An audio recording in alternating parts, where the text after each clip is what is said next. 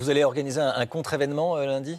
Nous réfléchissons effectivement à appeler un rassemblement en fin de journée sur la place de la République. Ce n'est pas encore complètement calé, mais voilà, pour montrer aussi autre chose, parce que c'est un symbole d'aller à Versailles, devant le Parlement, cette hyper-monarchie et cette construction médiatique contre laquelle nous positionnons. C'est pas un peu de la politique spectacle que vous êtes en train de faire? Ah, c'est de la politique spectacle que fait le président de la République. Et justement, c'est contre ça que nous nous positionnons.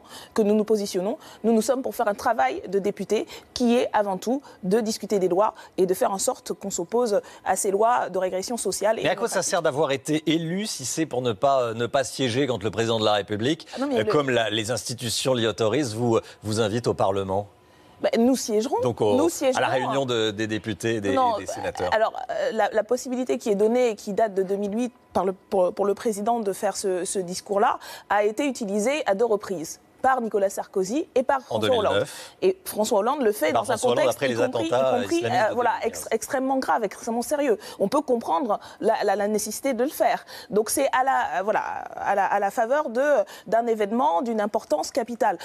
Dans la situation actuelle, il n'y a pas d'événement d'importance capitale. D'autant que le Premier ministre va déjà s'adresser aux députés dans le cadre qui est prévu institutionnellement. Donc nous considérons que c'est une opération qui va coûter énormément d'argent.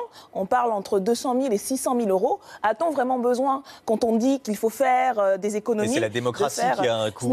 Non, la démocratie a un coût et il devrait permettre de faire en sorte que les députés, par exemple, aient les moyens de faire leur travail avec des bureaux très vite accessibles, etc., ce qui n'est pas le cas.